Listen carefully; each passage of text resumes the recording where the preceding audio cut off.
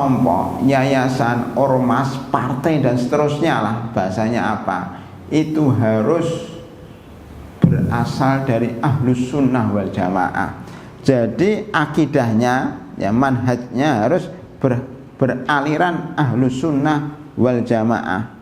Harus ada aliran, namanya aliran ahlus sunnah, ya, atau keyakinan ahlus sunnah wal jamaah, bukan kelompok yang sesat. Jadi bukan dari Syiah, bukan kelompok Syiah. Kalau kelompok Syiah jangan, kalau kelompok Khawarij jangan, kalau kelompok Qadariyah ini kelompok-kelompok besar yang sesat, ya, Qadariyah, Jabariyah, ini kelompok-kelompok sesat selain ahlus sunnah wal jamaah yang punya keturunannya sangat banyak, turunannya sangat banyak, ya, bawahnya itu banyak sekali, ya.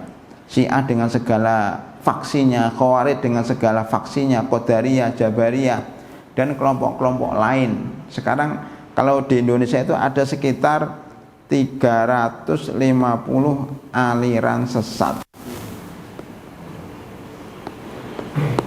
Terakhir itu ada seorang kakek-kakek yang katanya mengetahui bahasa Suryani dan seterusnya. Itu baru diteliti, dan kalau nggak salah MUI sudah mengatakan bahwa pernyataan-pernyataannya itu sesat dan menyesatkan. Kalau tidak salah sudah ada pernyataan dari MUI. Itu masuk dalam 350 aliran. Ya, nanti ada namanya aliran surga Eden yang di Cirebon itu sudah digerebek oleh polisi, ya. Kemudian ada aliran apa namanya itu di Jakarta, ya, yang perempuan itu, ya. Banyak aliran sesat di Indonesia sampai 350 aliran. Jadi aliran jadi boleh bersyarat seorang muslim masuk dalam kelompok ormas atau pengajian, dan satu syaratnya harus ahlus sunnah wal jamaah. Dua, ini penting, tidak mengklaim, ya, menganggap bahwa kelompoknya adalah satu-satunya kelompok yang benar, sedang yang lain adalah kelompok yang salah. Tidak mengklaim kebenaran, ya, untuk dirinya sendiri. Tidak mengklaim kebenaran mutlak. Termasuk masjid, tidak boleh mengatakan Masjid Nurul Iman ini satu-satunya masjid yang paling sempurna di dunia. Barang siapa yang tidak sholat di Masjid Nurul Iman, dia ahli bid'ah atau orang kafir, ya, yang tidak boleh disapa. Kan ada yang seperti itu, mengklaim masjidnya paling baik. Tuh, lebih besar lagi ada satu kelompok, ya, yang menganggap dirinya paling benar, yang lain salah. Enggak boleh para hadirin. Atau ormasnya paling sempurna, pokoknya kalau masuk ormas ini pasti masuk surga. Kan ada yang kayak gitu, Pak. Bahkan yang ngomong, ya, profesor, doktor, orang pinter, kiai, pokoknya kalau ingin selamat dunia akhirat masuk ormas ini atau masuk Masjid Nurul Iman. Ada yang kayak gitu. Nanti kalau ditanya mungkar dan nakir, katanya bilang aja saya anggota ormas ini, selesai. Mungkar dan nakir tidak akan menanyakan. Itu kan guyon yang tidak pada tempatnya. Mungkin maksudnya guyon tapi nggak pada tempatnya.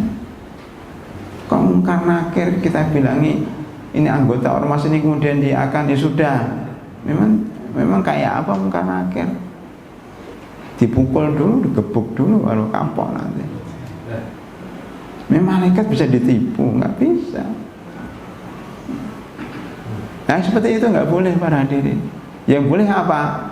Bahwa Masjid Nurul Iman ini adalah masjid yang berusaha untuk sempurna, berusaha mengadakan kegiatan-kegiatan yang bermanfaat bagi masyarakat, ya, mengadakan pengajian, mendirikan rumah tahfidz.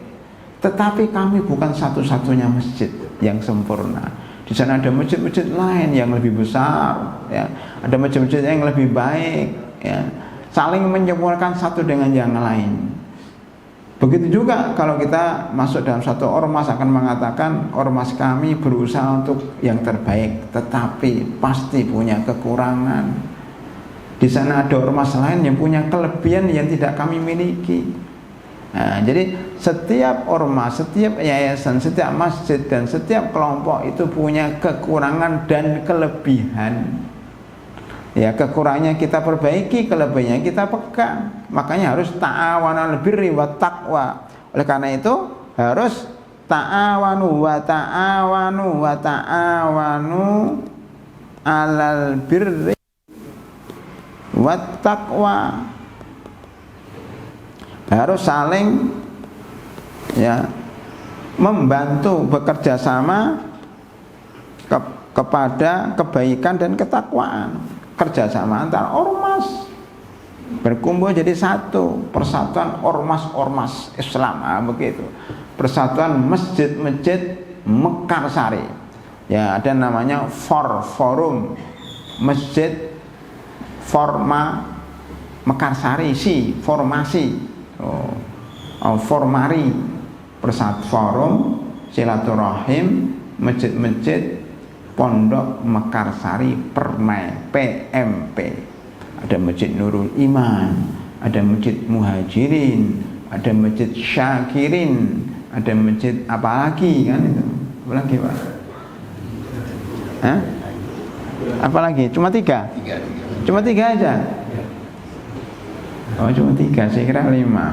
Ini tambah 2 lagi Pak ya, biar 5. Nah itu baru ukhuwah Islamiyah. Di beberapa tempat ya itu kadang-kadang ada pengajian bergilir setiap 2 bulan sekali. Semua masjid Muhajirin bulan depan ke Masjid Nurul Iman.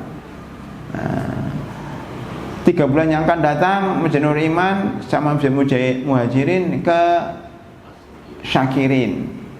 Ya cari waktu yang tidak bertabrakan dengan kajian di tempat masing-masing. Begitu pada hadirin. Dulu di beberapa tempat kayak di Citra Grand itu dulu ada masjid satu dengan masjid lain gantian. Kalau masjid ini kajiannya Sabtu, kalau masjid yang satu kajiannya Ahad, dengan maksud jamaahnya menyatu begitu.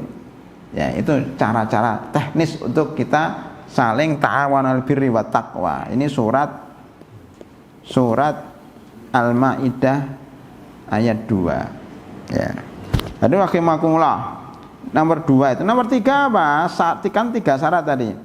3 syarat seorang muslim ya masuk dalam kelompok atau ormas ya. 3 syarat dalam ormas ya. 1, alirannya harus Ahlussunnah wal Jamaah, bukan Syiah, bukan Khawarij, bukan Qadariyah, bukan Jabariyah. 2, tidak mengklaim kebenaran mutlak dalam kelompoknya. 3, ini penting, tidak memberikan loyalitas berdasarkan kelompok.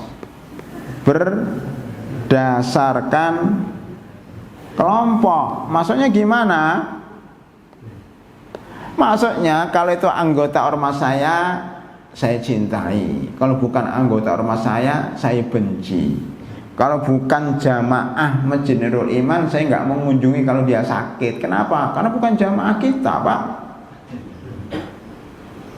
Ada orang tabrakan, ya berdarah-darah, tanya, kamu jamaah masjid mana?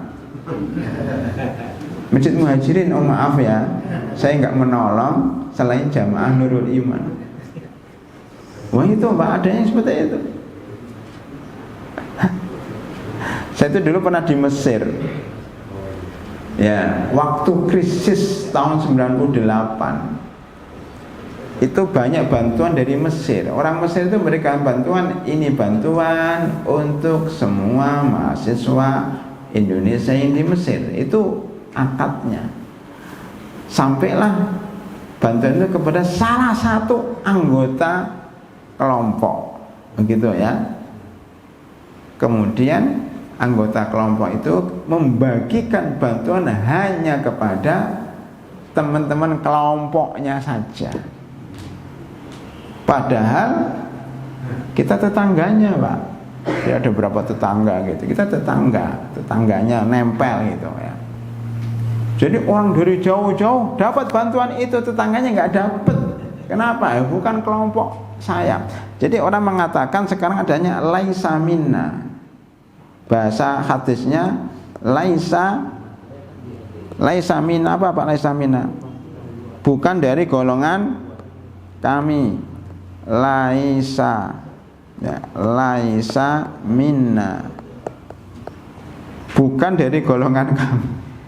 Itu kan sebenarnya hadisnya benar, laisa minna man lam yarham shaghirana wa lam yuwaqqir kabirana man ghassana falaisa minna. Kata Rasulullah, bukan dari kelompok umat Islam maksudnya, bukan dari pengikut Nabi Muhammad. Barang siapa yang menipu dalam perjuangan, dalam jual beli, pakai laisa minna. Laisa minna bukan kelompok kami, maksudnya bukan kelompok umat Islam, bukan pengikut Nabi Muhammad sallallahu alaihi wasallam kalau tidak menyayangi yang kecil dan menghormati yang lebih tua. Laisa minna itu bukan kelompok umat Islam. Tapi sekarang kata-kata laisa minna ini ya, ini disalahgunakan.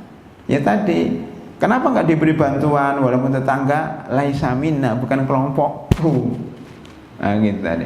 Bukan jamaah Masjid Nurul Iman. Makanya kadang-kadang ya itu bagi sembako gitu kan. Ini dari mana? Nah, gitu. Dari masjid samping nggak boleh. Ini harus jamaah Masjid Nurul Iman, itu nggak boleh, Pak. Jadi yang benar bagaimana? Loyalitasnya itu berdasarkan keimanan. Maka di sini yang benar adalah loyalitasnya tadi kembali ke atas, loyalitasnya hanya kepada berdasarkan apa Pak? Keimanan.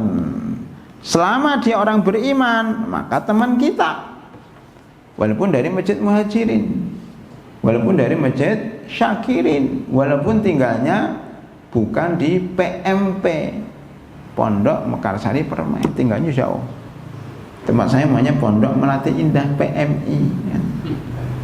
Nah, kamu dari mana? Dari PMI ya, bukan PMP, jangan. Itu namanya fanatik golongan. Ini membuat perpecahan.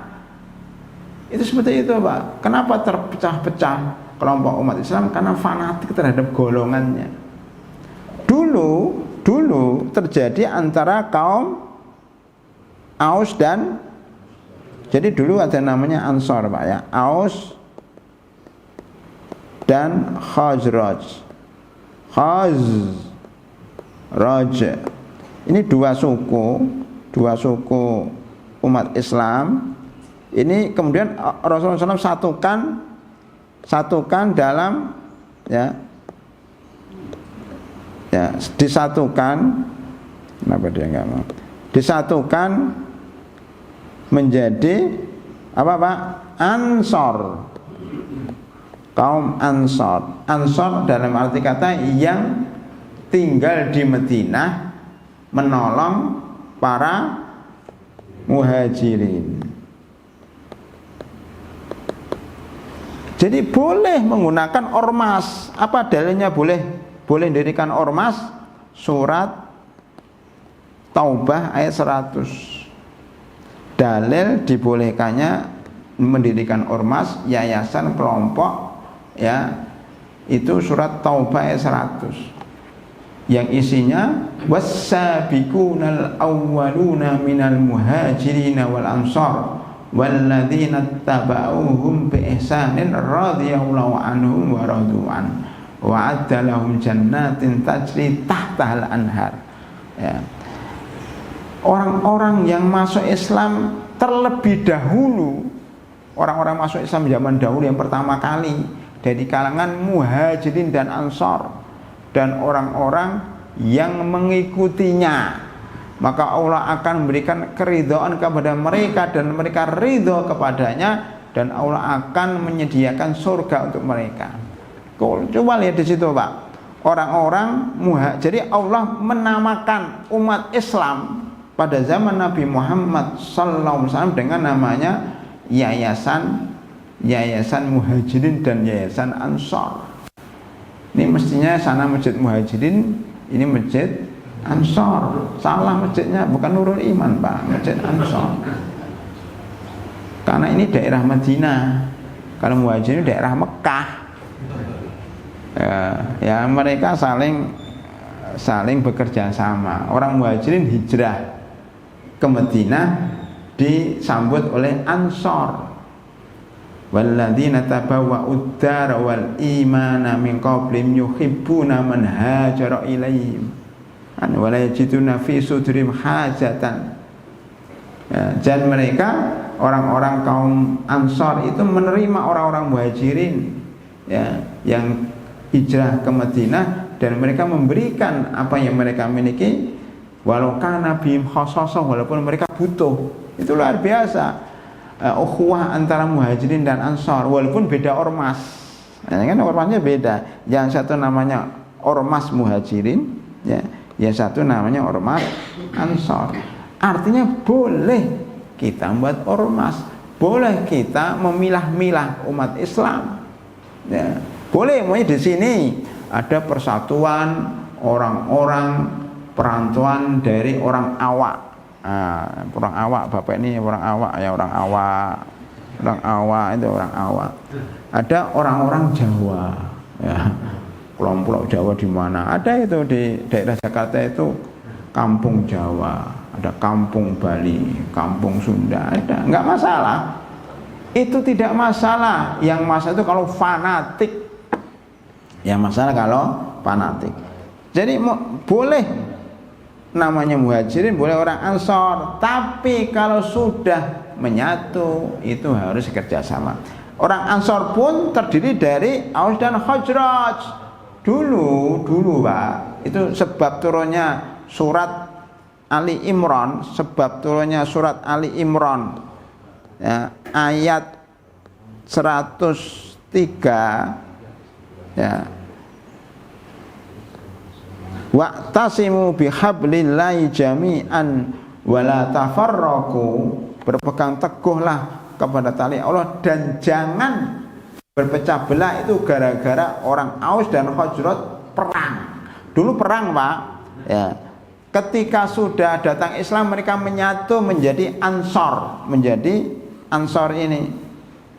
Cuman orang-orang munafik ya, dan orang-orang kafir tidak suka kalau umat Islam bersatu Pak. Maka selalu di Indonesia itu dipecah belah, diobok-obok supaya tengkar antar ormas, karena itu by design ya. Ada orang-orang tertentu yang kepingin umat Islam itu tengkar terus. Sebagaimana zaman Nabi Muhammad SAW ada orang Yahudi, orang munafik yang provokator supaya orang Ansor dan Khawarij dan Khazraj itu tengkar. Suatu ketika ada orang Aus kesenggol orang Khazraj, kesenggol gitu, langsung, wah kamu siapa? Aus. Saya Aus, ayo kita perang. Akhirnya yang Khazraj manggil temennya, Aus manggil temannya, udah pakai pedang semuanya, siap perang. Datanglah Nabi Muhammad SAW di situ, hei ngapain aja di sini? Kamu perang, saya Nabi Muhammad, saya Nabi masih di tengah kalian, baru saja kalian saya satukan, kok sudah mau berpecah belah? Ayo damai. Akhirnya mereka rangkulan. Rangkulan, nangis mereka karena menyesal karena fanatik golongannya muncul lagi. Padahal sudah disatukan oleh Islam. Wa'tasimu bihablillahi jami'an wa la tafarraqu. Itu. Makanya harus ya disatukan dengan cara tadi. Boleh menambahkan Aus dan Khazraj, tapi harus menyatu ketika bergabung ya. Makanya disebut Ansor. Ansor pun dengan Muhajirin boleh, karena Ansor ada Muhajirin, tetapi semuanya ikhwanan. Kunu ibadahullah ikhwanan, jadilah orang-orang beriman yang saling berteman. Ini manfaatnya ada juga Pak, ormas-ormas itu. Contohnya begini, dulu waktu perang melawan di Yamamah, melawan nabi palsu ya, Musailimah al-Kadzdzab, itu orang Islam kalah padahal jumlahnya banyak. Kemudian Abu Bakar Siddiq menarik pasukannya, melihat siapa sih yang buat kalah, maka dipilah-pilah, ini pasukan Muhajirin, ini pasukan Ansor, ini pasukan orang-orang Arab Badui. dari situ ketahuan ternyata kalahnya itu di arah-arah Badui, orang yang baru masuk Islam. Ya, kalau Muhajirin dan Ansor, arti Muhajirin itu nggak pernah kalah. Itu Pak. Jadi pentingnya memilah-milah kekuatan umat Islam, tapi bukan berarti untuk fanatik ya, tapi untuk membedakan mana kekuatan Islam itu di mana. Ternyata di Muhajirin kekuatannya, kelemahannya di orang-orang Badui yang baru masuk Islam. Nah itu Pak. Jadi ada tiga, saya ulangi lagi, ada tiga syarat kita boleh masuk ya, kelompok atau ormas, organisasi apapun juga. Syaratnya satu, alirannya harus Ahlussunnah wal Jamaah, bukan aliran sesat. Kedua, tidak mengklaim kebenaran pada dirinya karena semuanya ada kekurangan, ada kelebihan. Yang ketiga, tidak memberikan loyalitas berdasarkan kelompok, tapi loyalitasnya berdasarkan Islam. Selama dia orang Islam, selama dia orang bertakwa, beriman, maka saya harus membantunya. Seperti sekarang Palestina, ada yang fanatik sama golongan namanya nasionalisme yang buruk. Berdasarkan negara itu nggak boleh juga Pak. Maunya Indonesia, ya Indonesia kan negara Indonesia, boleh kita bernegara namanya negara Indonesia, tapi nggak boleh fanatik. Ganyang Malaysia nggak boleh Pak. Malaysia itu negara Muslim juga, hanya beda negara. Kemudian kita bertengkar, berperang, ganyang Malaysia ditolak umat Islam, nggak bisa. Malaysia itu saudara kita, nggak boleh diganyang. Berarti perang rebutan pulau itu pulau apa itu saya lupa ya. Kemudian apa namanya masalah lagu, makanya kadang-kadang mengatakan Indonesia itu Indo siang, nah, Indo siang, maling siang, nah, gitu. Jadi banyak yang apa namanya saling menyindir itu nggak boleh gara-gara sepak bola ya, kemudian perang, termasuk fanatik kelompok Jawa Timur itu apa namanya Pak? Bonex. Dan Jawa Barat apa, Jakarta apa, maniak Jakarta mana, itu kan sering tengkar dulu Pak. Orang-orang Jakarta di Jawa Timur ya, nanti pulang dilemparin itu, nggak benar, itu namanya fanatik jahiliyah yang pernah dilakukan orang-orang jahiliyah. Ya Rasulullah sudah berlepas diri, nggak boleh. Termasuk Indonesia. Umpamanya Indonesia Pak, sekarang Palestina kita seorang ya, mereka ada orang Muslim walaupun beda negara. Jangan bilang ngapain ngurusin negara orang lain, kita urusin negara kita, nggak bisa. Karena mereka adalah Muslim, mereka adalah manusia, minimal mereka manusia juga. Kita tolong, jangan kita biarkan walaupun nggak terjadi di negara kita. Sebagaimana dulu negara Indonesia dijajah oleh Belanda, orang Palestina, orang Mesir ikut mendukung kita. Itu namanya ukhuwah Islamiyah. Jangan di kota-kota dengan ormas, dengan negara, dengan yayasan, dengan kelompok pengajian, jangan. Semuanya saudara kita. Demikian pada rahimahullah pelajaran kita pada hari ini. Kita ulangi bahwa karakter Ahlussunnah wal Jamaah, satu, rujuk kepada Al-Quran, ada 9 T. Ya, tabaruk, tilawah, tartil, tadabbur, tadzakur, tadarus, takhaluk, tahkim, tawasi. Sunnah ada 4 M, mendengar, memahami, menghafal, menyampaikan. Kemudian nomor 3 adalah kafah, masuk Islam secara kafah. Ya ayyuhalladzina amanu dkhulu fis silmi kafah, ya. Kemudian yang keempat, berdakwah amar nahi mungkar. Yang kelima, loyalitas hanya kepada Allah dan Rasulnya serta orang beriman, dan berlepas diri dari seluruh ya selain Allah dan Rasulnya serta orang-orang beriman, termasuk orang-orang yang syirik, orang kafir, orang nifak. Kemudian syarat masuk ke dalam kelompok ada 3, alirannya Ahlussunnah wal Jamaah, kemudian tidak mengklaim kebenaran mutlak dalam kelompoknya. Yang ketiga, tidak memberikan loyalitas kecuali asasnya adalah ketakwaan dan keimanan, bukan asas kelompok. Wallahu a'lam bishawab. Kita masih melanjutkan sifat-sifat Ahlussunnah Jamaah yang lain, yang insya Allah bulan depan kita akan membahas tentang umat Islam adalah umat pertengahan. Ahlussunnah wal Jamaah adalah umat pertengahan dalam 4 sisi minimal. Insya Allah akan disampaikan pada pertemuan mendatang. Demikian pada rahimahullah 6.20 sudah boleh sholat suruh dengan izin Allah Subhanahu wa taala. Saya kira itu Pak ya. Semuanya sudah jelas. Nanti kalau ada pertanyaan silahkan ditanya di luar forum. Demikian, lebih kurangnya mohon maaf. Kita tutup dengan doa kafaratul majlis. Subhanakallahumma bihamdika asyhadu an la ilaha illa anta astaghfiruka wa atubu ilaik. Assalamualaikum warahmatullahi wabarakatuh.